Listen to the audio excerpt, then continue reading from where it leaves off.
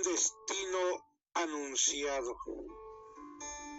Abro comillas. Me gustaría contarles una historia que mi abuelo me contó para ver si algo similar pudo haberle sucedido a alguno de ustedes. Si es así, comprenderán fácilmente cuánta necesidad tengo de compartir mi angustia. El terror me ha impedido dormir desde hace varios días y estoy tomada por temblores incontrolables, solo de pensarlo, como una enorme espada de Damocles sobre mi cabeza. La semana pasada mi abuelo llamó a mi madre. Quería verme y necesitaba mi ayuda con la tarea de la leña. Según ella, su voz parecía ansiosa y además la línea estaba ocupada cuando intentábamos devolverle la llamada, así que me obligó a ir. También tenía la misión de resolver sus problemas de teléfono. Una persona mayor que vive sola, sin medios para avisar a los servicios de emergencia. En caso de necesidad, era necesario corregir el problema bastante rápido. Además, mi abuelo había tenido algunos antecedentes médicos. Después de la muerte de mi abuela, era necesario cuidar de él, así que me puse en camino hacia el campo. No diré que vive solo, apartado de todo, pero el pueblo en que reside no tiene muchos habitantes y su población está bastante dispersa. Por lo tanto, no hay vecinos directos a menos de 1 kilómetro. Además, desde la muerte de mi abuela, mi abuelito vivía completamente solo. A mi llegada sentí de inmediato una especie de malestar. Mi abuelo, sólido y robusto, encorvado por una vida de esfuerzos, no podía mirarme como si estuviera molesto por mi presencia. Esta impresión finalmente se desvaneció a lo largo del día. La tarea de la leña, cortar, transportar y apilar sus troncos, no dejaba mucho tiempo para reflexionar. Pero por la noche, después de la comida en esa misma atmósfera tensa, finalmente cedí ante la angustia. Con todo el tacto del que soy capaz, comencé por el teléfono, preguntándole por qué estaba desconectado. El cable colgando del otro lado del mueble. Añadí que mamá estaba preocupada por él. En ese momento hubo un gran silencio, luego como un clic y con un suspiro, finalmente cedió y me contó una historia. Hace 6 años, antes de la muerte de mi abuela, había recibido una llamada en ese mismo teléfono. Una voz desencarnada le informaba sobre la muerte de su esposa por un ataque cardíaco fulminante en su lugar de trabajo.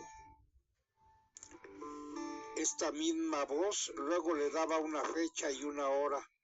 La llamada se repitió así varias veces durante la noche hasta que mi abuelo, aterrorizado, prefirió desconectar el teléfono, lleno de angustia. Entonces tomó la carretera como una furia hasta la clínica y más cercana. Luego, para que en la recepción le dijeran que no se había registrado ninguna muerte hoy, ni ninguna entrada de paciente que coincidiera.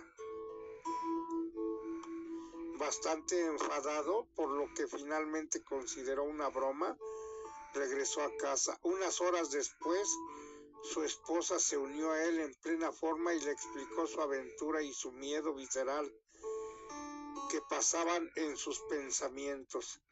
Y ella lo tranquilizó bastante simplemente, tan perpleja como él por esta mala broma, pero sin más explicaciones, y rápidamente dejaron caer a su proveedor de telefonía, que simplemente les propuso cambiar su línea.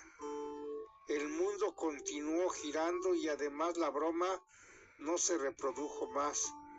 3 años después, mientras esta historia se le había olvidado, recibió la misma llamada. Según él, y ahora apoyándose en mi relato, era una llamada exactamente igual, palabra por palabra. Al llegar al hospital esa noche, ya no era broma. Su esposa, mi abuela, llevaba muerta desde entonces. Ya no pudo soportar escuchar que sonara ese teléfono y sin sentir un profundo malestar antes de descolgar, reinició sus investigaciones, consultó a varios de sus amigos más conocedores en telefonía que él. Pero fue imposible rastrear la llamada, descubrir quién había llamado y peor aún, en el registro de las llamadas que solicitó a su proveedor de servicios telefónicos, no había ni una sola llamada registrada en el día de la muerte, como si esa llamada nunca hubiera existido. Así que obviamente le creyeron loco. Se cuestionó a sí mismo sobre su salud mental, llegando incluso a hospitalizarse durante algunos días. Aquí llegamos al punto central de mi testimonio. Miré a mi abuelo mientras continuaba, mis ojos incapaces de apartarse del teléfono desconectado, y mientras empezaba a llorar contando la llamada que recibió la noche anterior, el aparato sonó entonces. Ahora que ha pasado mi pánico, ahora que he escrito todas esas cartas, que he ordenado las cosas y que finalmente estoy aceptando las cosas como deben de ser, díganme si todo esto es verdad con 3 años de vida. ¿Qué harían ustedes? La pregunta resonó en el aire cargado de ansiedad y el teléfono volvió a sonar como un eco distorsionado de un destino inevitable. Cierro comillas, gracias por su preferencia, que ustedes la pasen excelente.